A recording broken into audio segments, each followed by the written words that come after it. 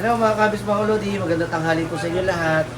Dito pa rin po tayo sa stall number 14, Aqualand Alley, Consumer Pasay City. Balitaan ko lang po kayo, meron tayong bagong dating na Neon Blue Goby Fish. So ito po sila. Napakarami po natin Neon Blue Goby Fish, male at female.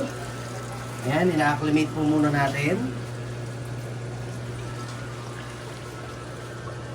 So for example, ito po yung ating Neon Blue Goby. Ayan. So hindi natin makita na malinaw dahil sa plastic nga po. So yan, napakarami ngayon, 100 plus po ang available natin dito ngayon ng Neon Blue Goby. Kaya yung presyo po natin dyan, napakababa lang po. Ayan. Ito yung mga babae, yan, female po yan. Yung mga may neon color, yun naman po ang mga lalaki.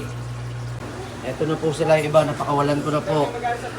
Kaya sa ating mga baguhan, yan, nakasama po niya rito sa tangke na to ang ating tinatawag na mga bamboo shrimp. So yan po yung neon blue.